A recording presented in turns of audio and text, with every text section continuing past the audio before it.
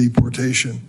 In fact, in our bill, over a long period of time, and a really long period of time, they could be on a path to legality and citizenship. That's a starting point that I think makes sense. Not mass deportation, but mass accountability, so we know who's here. And how would it make a difference? We would go to E-Verify to make sure that if you didn't go through that process in our bill, you couldn't legally work in the United States. So there was an enforcement. It was serious. I'm glad I was part of that effort, and I hope we can return to the discussion. Over the weekend, President-elect Trump, I watched his interview on Meet the Press. He said some positive things from my point of view. And he really challenged us on the Democratic side to work with him when it came to the Dreamers. I accept the challenge. Name the time and place, Mr. President. I'll be there. The reality is that Congress, for almost 40 years, has failed to fix our broken immigration system. We've had opportunities to do it. I hope we can find more in the future.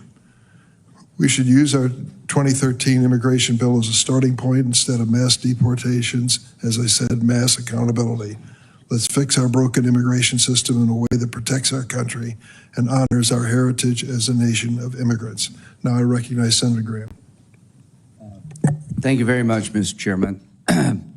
From our point of view over here, one of the primary issues facing the American people in 2024 for president and other elections, who is best able to control a broken border? Most Americans are sympathetic, kind-hearted people who feel like the Biden administration was criminally negligent in protecting us by having a broken border and allowing drugs to pour into our country to kill tens of thousands of young people, allow people to come in our country who are convicted felons to do damage to families we'll hear from today. That nightmare is coming to a close. In January of 2025, the Republican Senate will make its top priority a transformational border security bill that will be taken up and passed by Budget Committee, increasing the number of bed spaces available to detain people instead of releasing them, increasing the number of ICE agents to deal with people who should be deported, finish the wall, and put technology on the border so we'll have operational control of the border. That's going to be our top priority. I want to cut taxes, we will cut taxes. But as to the Senate, transformational border security goes first through reconciliation. Over 8 million people were encountered during the Biden years, 4 million released into the country. The non-detained docket that we have as a nation is over 7 million people. There are 600 and something thousand people on that non-detained document that have criminal records. We're going to start sending people out of the country that present a threat to us and should never have been here to begin with. The politics of immigration and broken borders, according to a couple of Democratic senators, was outcome determinative. I think they're right. So as much as I respect and admire the chairman, I think your focus is misplaced here. You should be working with us to clean up this mess. You should want mass deportations of people here illegally that represent threats to our country. How did we get to where we're at? The average annual deportation for Obama and Trump was about the same. Along comes Biden, it drops like a rock. So when you have people show up and by the millions, and the number of people being deported goes down by 40-something%, you're incentivizing more people to come. It is our belief that the only way you'll get control of the border is for deportations to start early so people will not pay the money to the coyotes and others to come to our border in the first place because they see people leaving, not staying. If we do not have outflow, the inflow will continue. An example of a broken immigration system was the abuse of parole by the Biden administration. Mass parole of people who did not meet the two criteria under the parole statute. The man who's been convicted of killing Laken Riley was paroled into the country because there was no bed space. There's nothing in the statute that allows parole because we have no place to put you. There are 38,000 beds. We're going to increase that dramatically. One of the witnesses here today, his family was destroyed by a man who had been deported 3 times. The 4th time was not a charge. So if you're here illegally, get ready to leave. If you're a criminal, we're coming after you first. If you've been paroled illegally, we're not going to give you the roots to attach yourself to our country because you should not have been here in the first place. As to the dreamers, hopefully we can find a solution to that problem. What I want to do is regain control of a broken border really quickly. The highest number of people on the terrorist watch list in our country exists today. I hope that number will go down pretty quickly. I know Senator Cornyn's on the Intel Committee. In many ways, a broken immigration system has created a ticking time bomb for our national security. So yes, the Republican Party will pass as its top priority border security, more bed spaces so you don't have to release people that shouldn't be released, and more ICE agents to deport people who represent a threat to our country and shouldn't be here to begin with. We're going to do that. And to my Democratic friends, I think if you resist rational deportation policy, you do so at your own peril. 86% of the people deported under the Trump first term were involved with criminal convictions or pending criminal matters. I have never seen such a mess. It's time to clean that mess up. So come January, help is on the way. Thank you, Senator Graham. We have an immigration subcommittee, and chairing that committee is Senator Padilla and ranking member is Senator Cornyn. They each asked for a chance to make an opening statement. I recognize Senator Padilla. Thank you, Mr. Chairman, and Senator Graham.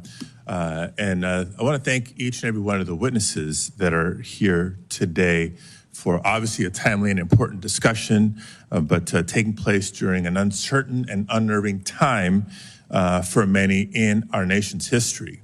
I'm going to deviate for a second from my prepared remarks just to acknowledge what Senator Graham has begun to lay out. Look, this topic, this issue is certainly complex. It doesn't do the issue and the challenge justice to just say, well, there's so many immigrants in America, or some people say illegal, some people say undocumented immigrants in America. When you really must break it down into a number of categories. Are there some number that beyond being in the country undocumented may be involved with unlawful activities? Yes, and I don't think you're going to find Democrats saying we shouldn't be pursuing actions against violent criminals. But when Senator Graham also suggests, but I hope we can take care of the dreamers.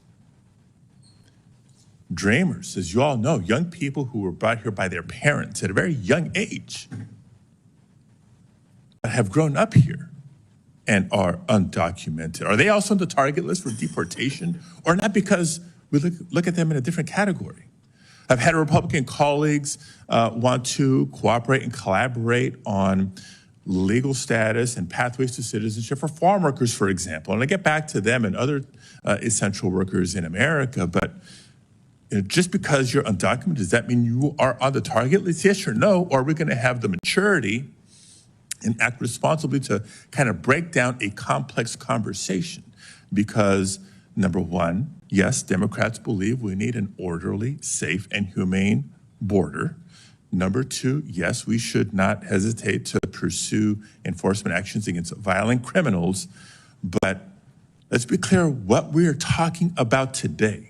This hearing is on the eve of the next Donald Trump administration. And we've heard him for months and months and months now throughout the campaign trail promise mass deportations. We heard him over and over again commit to, quote, the largest deportation operation in American history. And we've had big ones.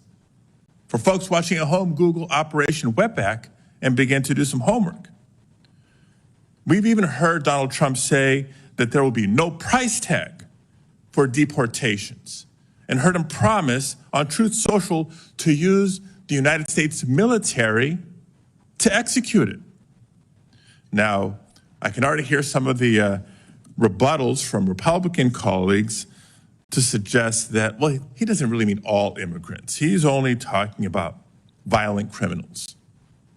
Well, I wish I could believe that he's only committing to targeting violent criminals, because we agree on that front.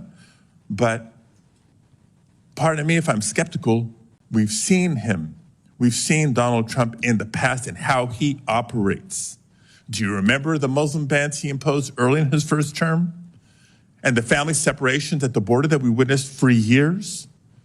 So I've seen enough to know that while he may plan to prioritize,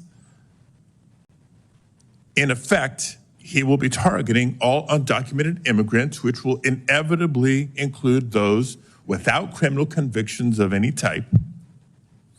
Now, previous administrations of both parties, we saw some stats being presented. It's been the policy of previous administrations to prioritize the deportation of those with criminal convictions. But what we're hearing from incoming President Trump isn't that. And look at who he is putting in these pivotal roles to help him execute. A loyalist in Christine Ohm at DHS, extremist Stephen Miller as Deputy Chief of Staff for Policy, and Tom Homan as border czar, who told undocumented immigrants through the press, quote, "You should be afraid," end quote. Dreamers, farm workers, that's the message. And he promised worksite raids to prosecute anyone who stands in their way. They're pushing an extremist agenda. On top of the fact that, like, separating spouses and ripping away children from their parents, citizen children from sometimes undocumented immigrant parents, isn't just cruel. It's not just morally wrong. Here's another very important reason why Americans should be concerned. For anybody whose vote this last November was motivated by high prices of food, of housing, of anything else, understand that the mass deportation Donald Trump is describing will be disastrous to our economy. Again, I'm not trying to justify those involved with criminal activity. We're on all the same page there. I'm talking about nonviolent criminal, undocumented immigrants. It is all of us, the American people, who will pay for the extremism policies that he has promised. Put aside the millions and millions and millions of dollars to find undocumented immigrants he may be targeting, to detain and to remove through the process of deportation. For a minute, don't even count on the funds that would be necessary to hire thousands of Border Patrol and ICE agents, let alone the cost of constructing detention centers and jails for this operation.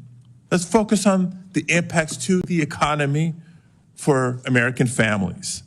Because the fact is, there are millions of undocumented immigrants living in the United States today who are working in industries critical to our entire economy. Undocumented immigrants make up nearly 15% of all construction workers, for example, and roughly half of our agricultural workforce. Again, if you care about the cost of housing, you care about food prices at the grocery store, you should be paying attention. Because if tomorrow Stephen Miller could snap his fingers and have his way, our annual GDP would drop roughly 6.8%. Imagine all the losses of the Great Recession and then still shrinking the economy another 2.5 points. So what does that mean for folks at home?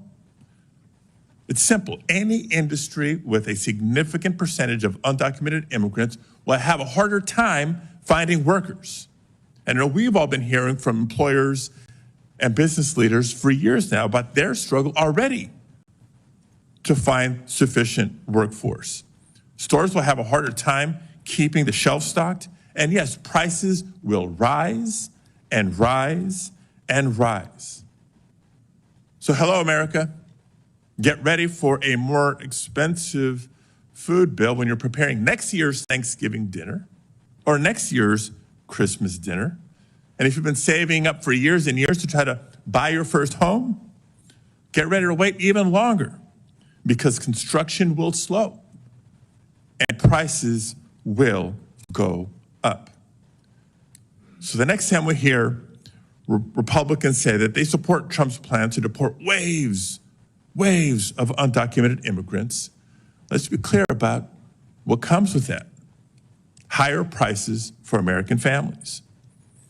They're supporting the forced removal of millions of hardworking community members, 80% of whom have lived here 10 years or more. These are not recent arrivals.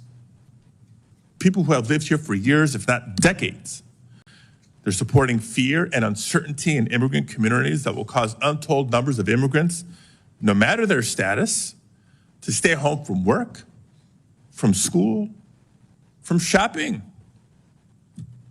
And they're supporting the punishment of over 5 million workers who Donald Trump's own administration declared to be, quote, essential to our economy. Essential workers who fed us and kept us safe during the COVID-19 pandemic.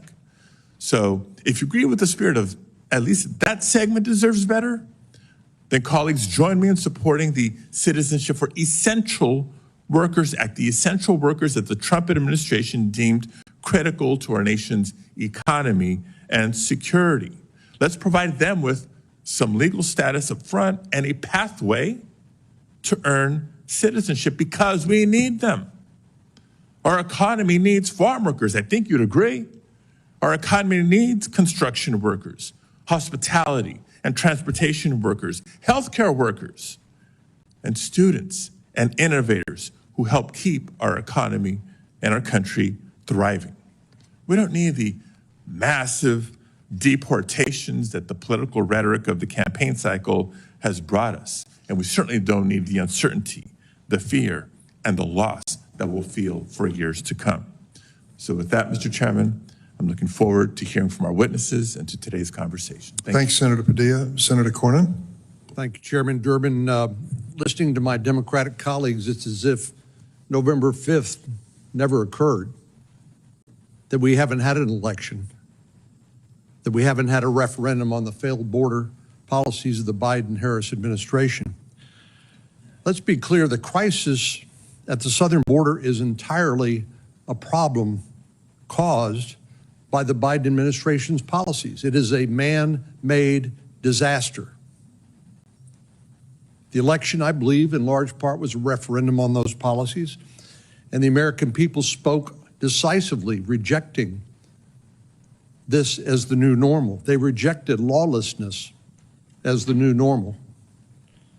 When President Biden came into office, Customs and Border Protection was apprehending about 70,000 illegal migrants a month. President Biden came in and reversed virtually all of the Trump administration policies, including canceling our agreements with Mexico and the Northern Triangle countries to limit illegal immigration. President Biden also attempted to impose a 100-day moratorium on all deportations. By March, illegal crossings had ballooned to 170,000 per month, up from 70,000, and then climbed progressively higher from there.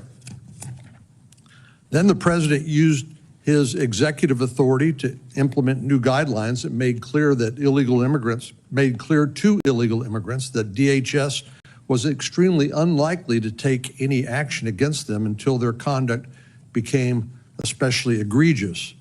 Even so, criminal aliens were able to get away with a lot before any action would be taken.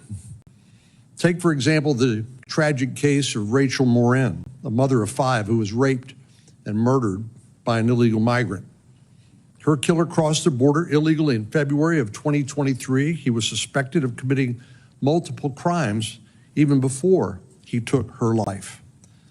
This tragedy and others like it could have been prevented were it not for President Biden's willful refusal to enforce the law. The truth of the matter is, President Biden's willful neglect of border security and public safety has created immense suffering for American families. And his administration is fully responsible for the fact that we have to hold this hearing today. The American people are fed up with the lawlessness at the southern border, and in November they tasked Republicans the job of cleaning it up, and that we will do. We have a big job ahead of us, no doubt, but by one estimate, there are already 1.3 to 1.6 migrants who are under final orders of deportation who are still in the country. That strikes me as a good place to start. People who've been entitled to full due process and hearing in front of an immigration court and are under final orders of deportation. What are they still doing here? Well, it's because of the Biden administration's willful neglect of the law and enforcement. By my calculations, the Biden administration has released at least 3.6 million illegal migrants over the southern border. And during the same 4 years, Border Patrol recorded an additional 1.7 million gotaways. Those are people willfully evading law enforcement. As of 2022, more than 1 million illegal immigrants have received final orders of removal, but were still present in the United States, and that has now ballooned to about 1.3 million plus. As of July 21st, 2024, ICE, Immigration and Customs Enforcement, had more than 660,000 criminal aliens on its national docket. I look forward to doing what the American people voted for on November 5th, which is to restore the law and enforcement of the law as the new normal in America, unlike the last 4 years. And it's going to require us to do a lot of work to clean up the mess left by the previous administration's policies. We have to make it absolutely clear to prospective illegal immigrants that we will enforce our immigration laws. We will not accept illegal border crossings as the new normal. What we will accept is lawful, orderly, humane immigration policies. We are the most generous country in the world when it comes to naturalizing people coming to our country, roughly 1 million people a year. That's the right way to do it, not the way the Biden administration had it done. We will follow through on the orders of removal by immigration courts, and again, we will not accept lawlessness and criminality in the United States as the new normal. Thank you, Mr. Chairman. Thanks, Senator Cornyn. Today we welcome 5 witnesses. I'll introduce the 3 majority witnesses and then turn to Ranking Member Graham to introduce the 2 minority witnesses. Our first witness is Foday Turay. I hope I was close to pronouncing it correctly. Thank you. He is protected from deportation under the Deferred Action for Childhood Arrivals program, also known as DACA, created under President Obama. Mr. Turay now serves as an assistant district attorney in the city of Philadelphia. Our second witness is retired Major General Randy Manor, who served our nation in a variety of positions in the Pentagon and around the world for 30 years, including acting Vice Chief of the National Guard Bureau, in which he oversaw that important part of our military defense. Finally, we are joined by Aaron Melnick, a senior fellow at the American Immigration Council, where he works to inform the American public about immigration policy and advance fact-based research into enforcement. Ranking Member Graham, would you like to introduce your witnesses? Thank you, Mr. Chairman. Our first witness is Mr. Art Arthur. He is a resident fellow in law and policy at the Center for Immigration Studies. Prior to joining the Senate in 2017, he served as an immigration judge, was Associate General Counsel, Immigration Naturalization Service. He served as Staff Director for the National Security Subcommittee on the House, Committee on Oversight and Government Reform, and Counsel on the House Judiciary Committee. He is an expert on immigration policy.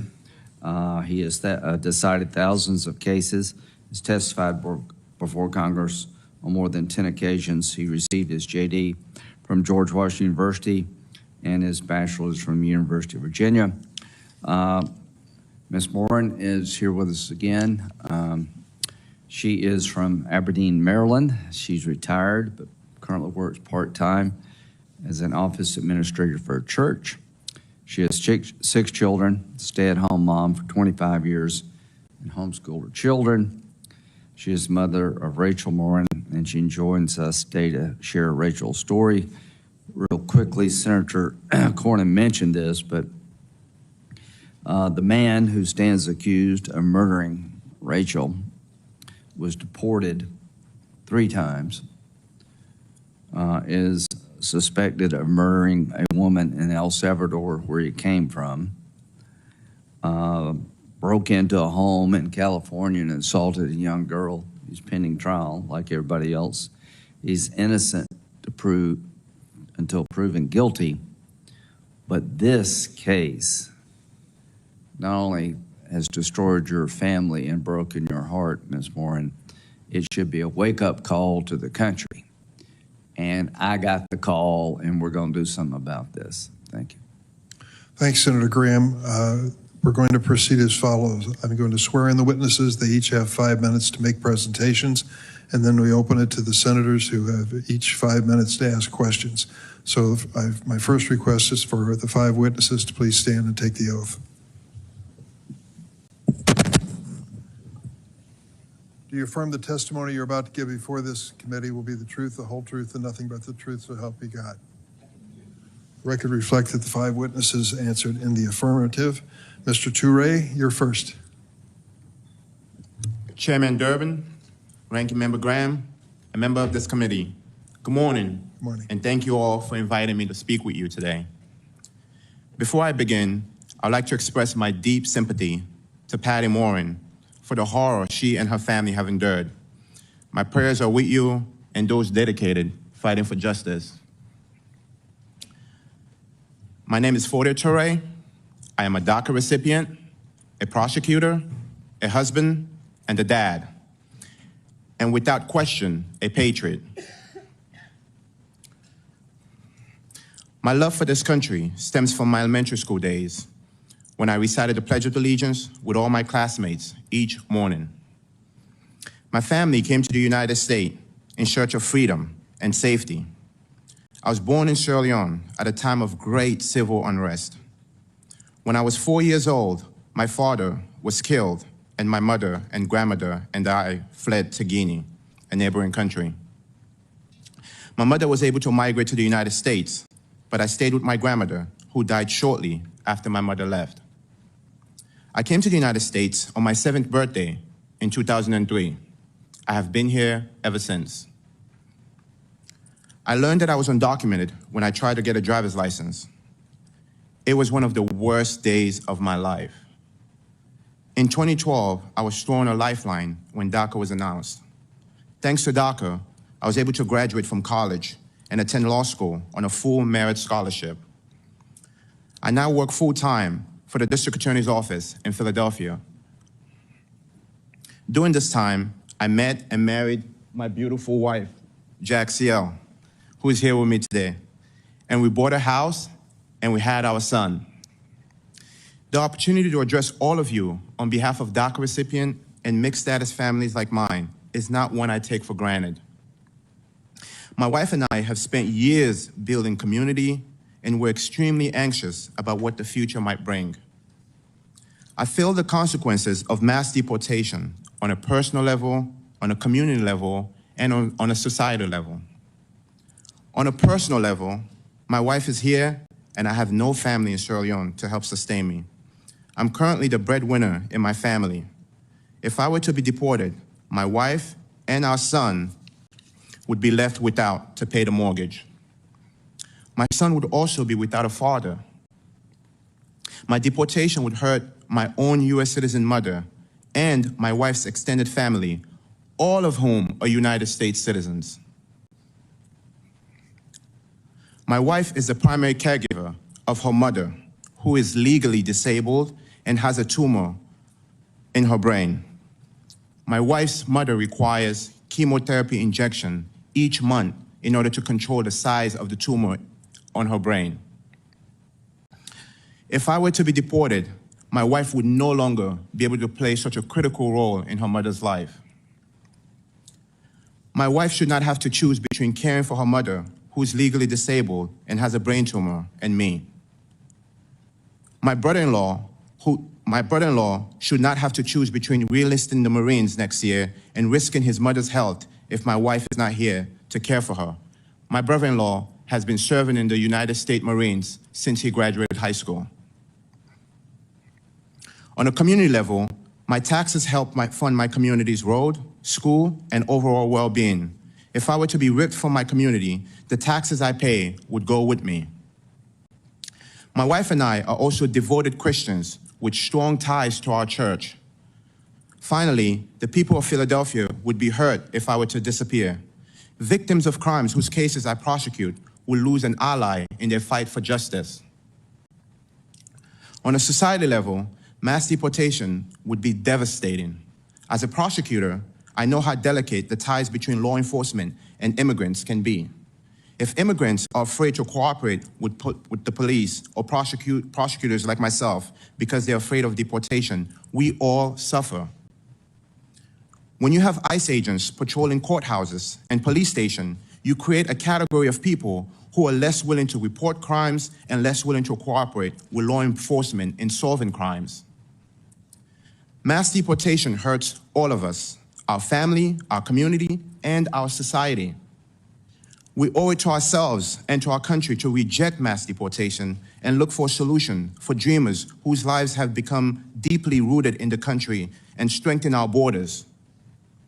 DACA recipient and long-term undocumented individuals in mixed status families have become pillars in their homes. Removing them would place hardship on U.S. citizens like my mother-in-law, U.S. citizens like my wife, who depends on our contribution in the House. This will cause an incentive for those U.S. citizens to turn to social welfare programs due to one less income in the home. After more than 2 decades here, I can absolutely state that this is my home. I am part of the fabric of my community, and they are part of me. The federal government may not have fully recognized this truth yet, but I long for the day when they do. Until that day comes, I'll continue to contribute everything to my house, to my mother-in-law, to my son, to my wife, and to my entire family. Thank you all so much for your time and attention to this critical issue. Thank you, Mr. Turay. Mr. Arthur.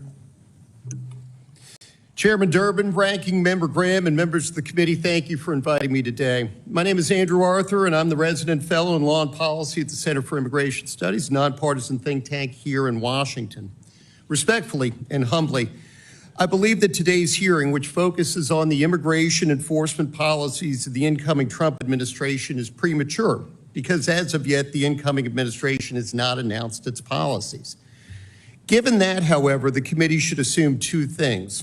First, that the policies the new administration will implement will comport with law.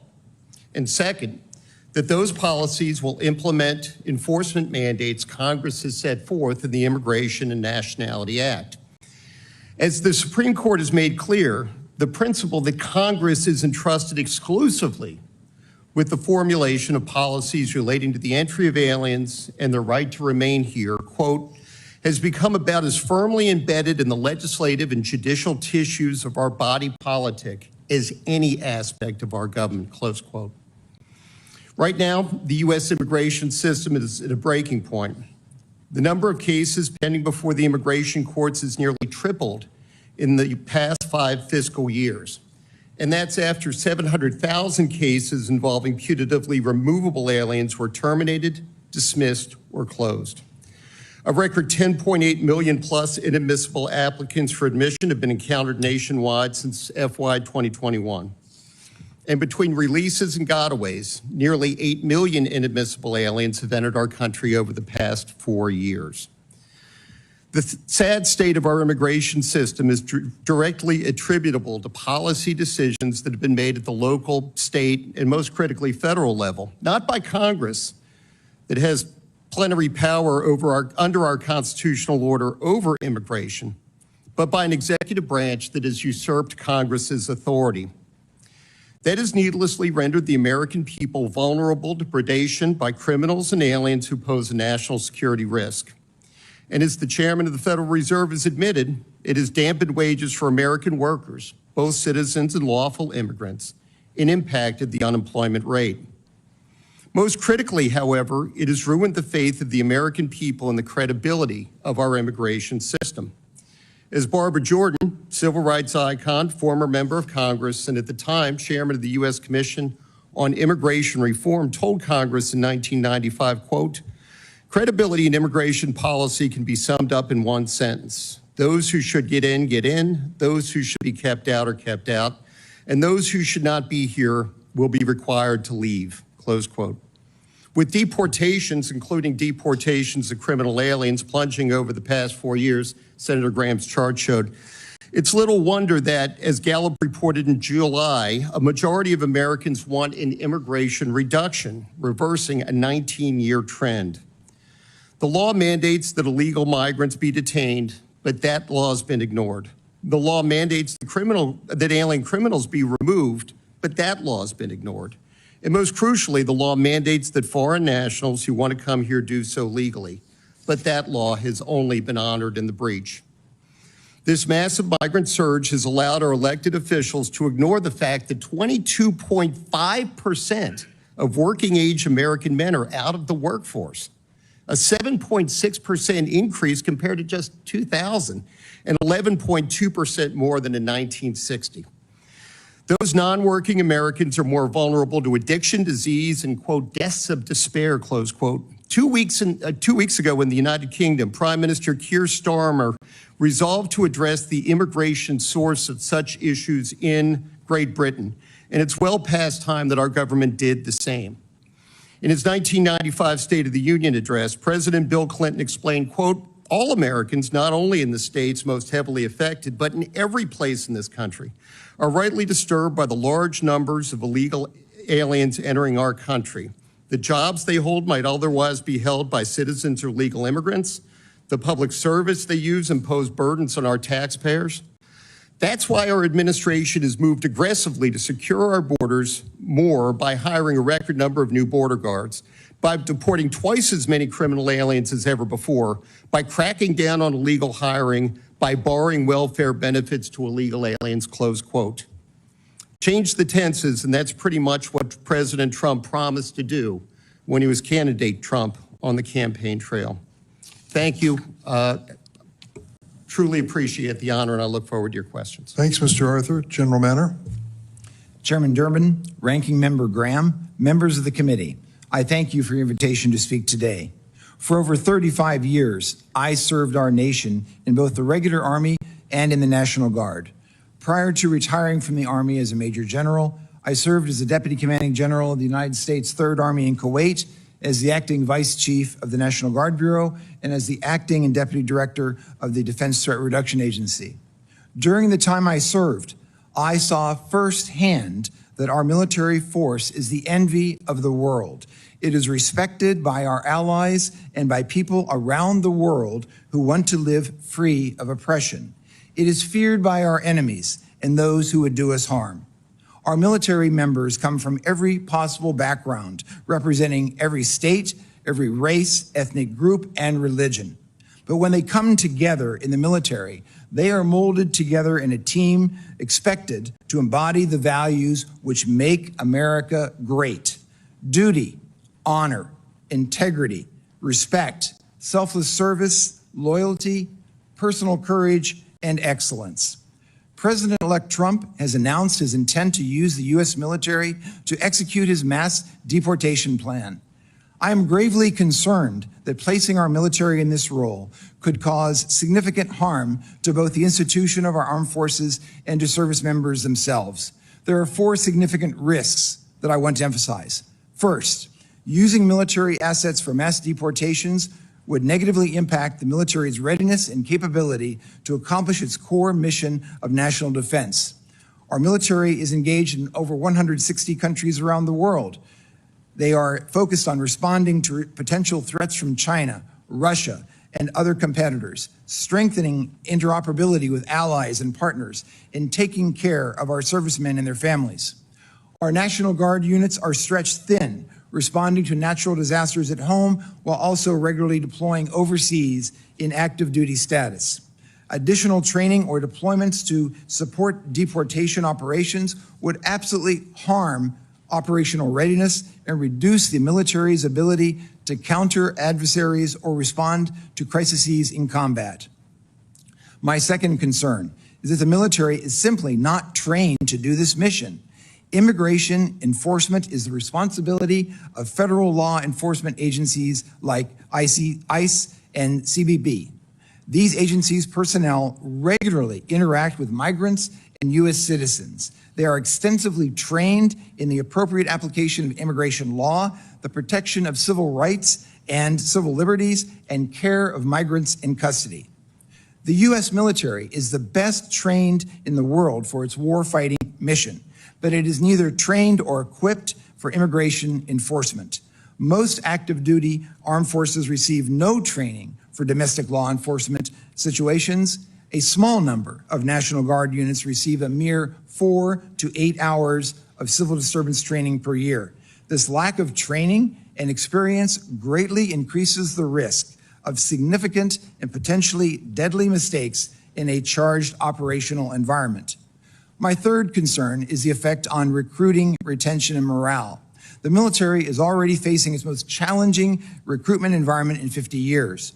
Involvement of the military in a politically charged domestic deportation efforts would only add to those challenges. It would separate service members from their families, their jobs, and their communities for extended periods of time in order to engage in a highly controversial mission for which service members would feel ill-equipped and trained. That's a recipe for disillusionment and a poor advertisement for potential recruits. Finally, involving the military in a politically charged domestic issue like mass deportation would erode public trust in the military. Americans trust our military because it protects all of us, regardless of our politics, from the possibility of foreign aggression. When the military is tasked with carrying out domestic policies that may be controversial to some, it undermines the foundation of that trust. That, in turn, will increase risks in morale, recruitment, retention, and readiness. And all of these impacts carry serious consequences for our national security. Gentlemen, for these reasons, and ladies, for these reasons, I strongly encourage any future presidential administration to keep immigration enforcement and our military separate. Thank you, and I look forward to our questions. Thanks, General Manor. Ms. Morin? Chairman, ranking members, senators, thank you for this opportunity to come speak to you. I really appreciate it. As you can tell from my introduction, I'm not a politician. I'm a mother. I raised 6 children. I have 25 grandchildren. I have 4 great-grandchildren. The day that we got the phone call that my daughter had been murdered, I'm sure you've heard this before, but I was in Kentucky.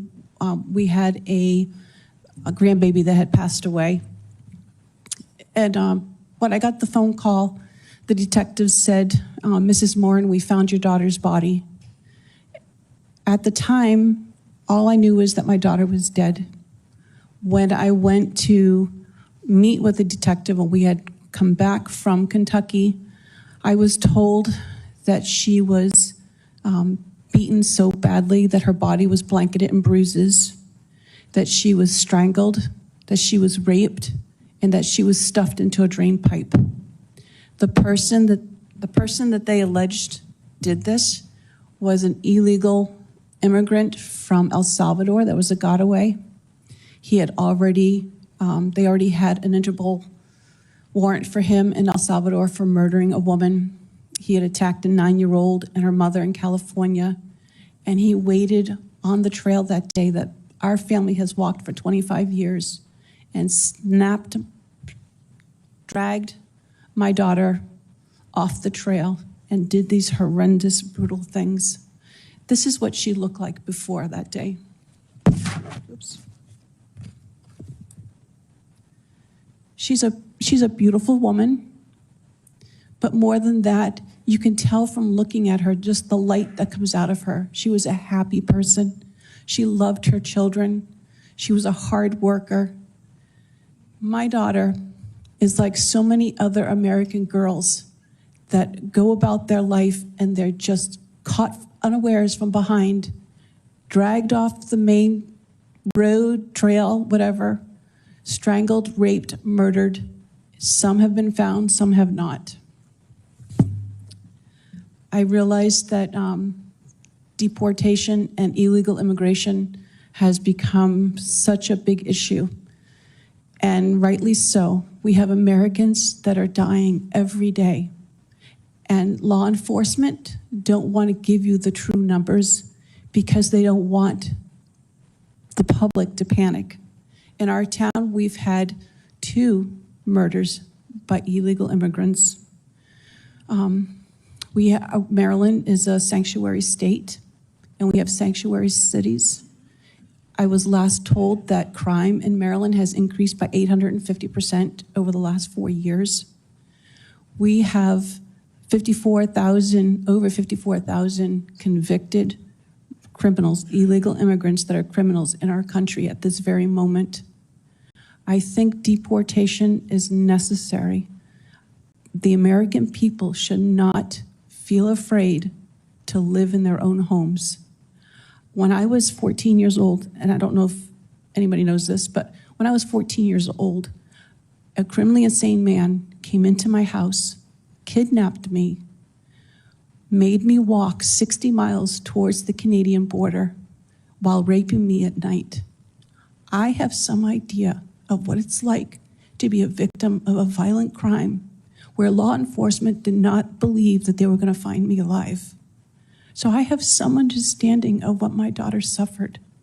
And when I was at that funeral home and saw my daughter's body, because the case, the hearing's not until April, I can't tell you in detail, but I can tell you this one thing, that my daughter suffered so terribly in a very brutal and violent way.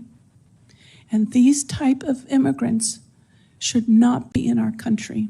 And because we have open borders, and because everyone is allowed in, and because the law is not being carried out at the borders, if they had done a DNA swab, the 3 times they encountered this person that's allegedly accused of killing my daughter, they would have known that he had an Interpol warrant for murder in his country. We need to follow the laws that are already on the book. We need to close our borders. We need to protect American families. We need to protect our women and children, which are the most vulnerable in this country. And I do understand the economics that everyone is talking about. I do understand the military position, but I think that you should put American citizens first. We are the ones that pay your paycheck. We are the ones that pay taxes. We are the ones that believe that when you went into office that you were going to keep your word and that you were the man or the woman for the job at the time that would uphold our values. We are a constitutional republic for the people, by the people. We, the people, have put you, the people, into office. And you should be doing everything you can to protect us. That's why we put you there. A thought that I had just today coming on the train over here is that when you look at a tree and you say, oh, that's an apple tree, you say that because you see that their apple is the fruit that's growing on the tree. It's the same thing with a man's character. It's by your actions that a person knows what their character is like. And I think one of the reasons why 87% of Americans voted for Donald Trump is because they have seen the character by the fruit that President Biden and Kamala Harris have produced these last 4 years. Thank you. Thank you, Ms. Morin. Mr. Melnick. Chairman Durbin, Ranking Member Graham, and distinguished members of the committee. My name is Aaron Melnick, and I'm the Senior Fellow at the American Immigration Council. At the Council, we have long studied the population of immigrants in the United States and provide detailed estimates of their demographics and economic contributions on our Map the Impact website. Today, there are at least 13 million undocumented immigrants in the United States. President-elect Trump has promised a mass deportation campaign with the stated intent of rounding up and deporting every single one of them. So who are they?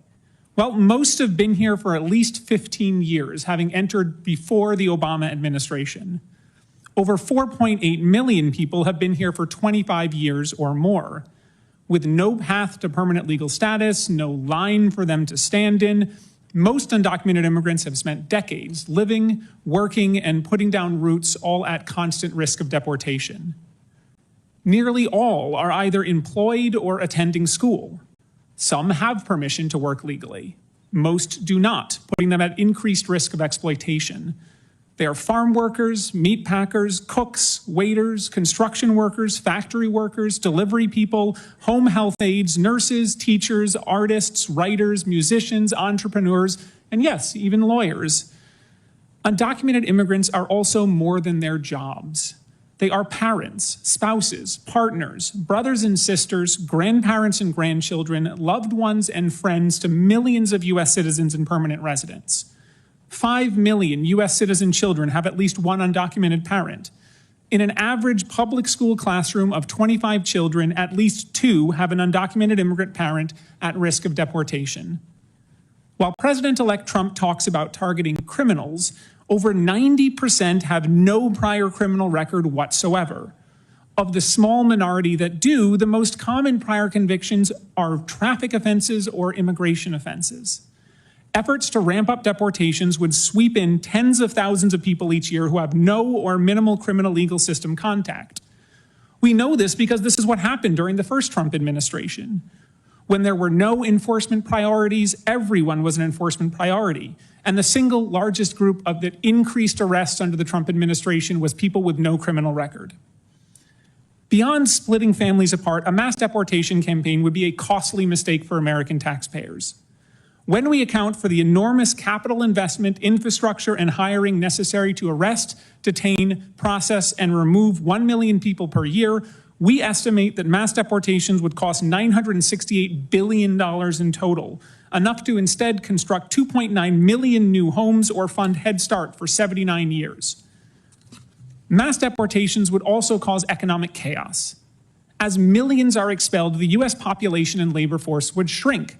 So too would the economy. Prices would rise in sectors with significant undocumented workforces. Building, maintaining, and repairing houses would become more expensive, as would groceries, restaurants, travel, and childcare. Every American would feel the pinch of inflation. Overall, we estimate that a mass deportation campaign would lead to a loss in total GDP of 4.2 to 6.8%, at minimum as much as the Great Recession. And just like then, many Americans would lose their jobs. Even an attempt to deport millions of people will have repercussions. After all, undocumented immigrants are not just producers, they're also consumers. Collectively, they hold over $250 billion in annual purchasing power.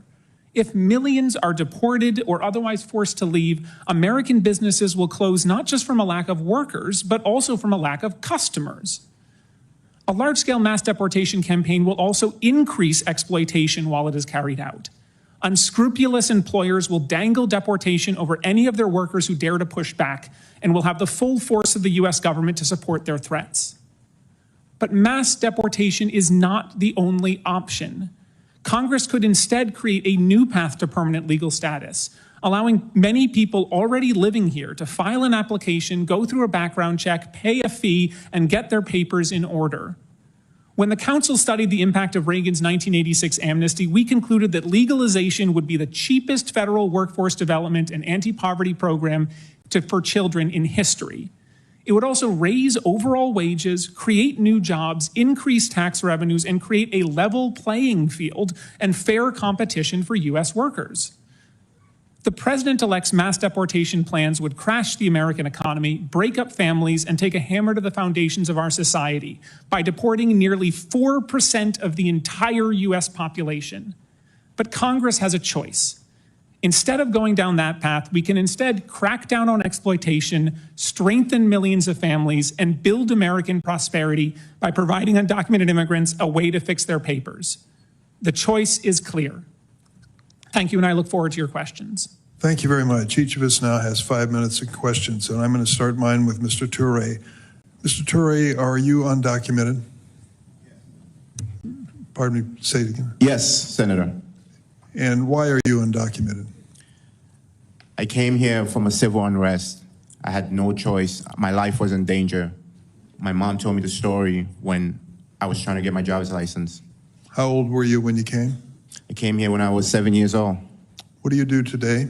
I'm a prosecutor. I represent victims of crimes and go after heinous people that have committed crimes against the Morin's family. You've talked about Ms. Morin's situation a minute or so earlier, but the perpetrator of the crime against her daughter Rachel would be the type of person that you would prosecute? Yes, Senator. I think there is a fundamental difference we're being asked to acknowledge here. Is there a difference between Mr. Turay and the animal who attacked Ms. Morin's daughter? Of course there is. This man for a living is prosecuting criminals. This other individual is a clear criminal with a record. When we say massive deportation, should we consider them the same because they're both undocumented? Let me ask you this, Mr. Reichlin Melnick. Most Americans, when you talk about the cost to the government in billions of dollars for this deportation, are going to say what most of us would fundamentally say, keep me safe. I don't care what the hell it costs. So is it realistic, if we're talking about a massive deportation, for us to be looking at federal budgets for financing? I think it's important for people to understand that ICE already goes after people with criminal records all the time. And in fact, that has been the priority of the previous 2 to 3 or more presidential administrations, and is what Congress sets. So the overwhelming majority of people who would be the targets of a mass deportation campaign do not have criminal records. They are people who have been living otherwise law-abiding lives in this country, living, working, and in many cases paying taxes. So you estimate, at least in one publication here, that the cost of massive deportation would be $316 billion? At a minimum. In fact, if you look at it over the course of an 11-year operation, it could be as much as $1 trillion. And that's for conducting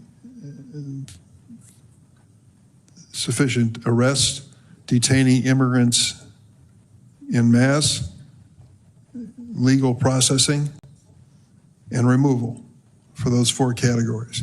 That's right. And we're looking at hundreds of billions of dollars to carry out a deportation of 4% of the U.S. population. So if you want to do a massive deportation to get Mr. Turay out of this country, you're talking about a massive amount of money that has to be spent.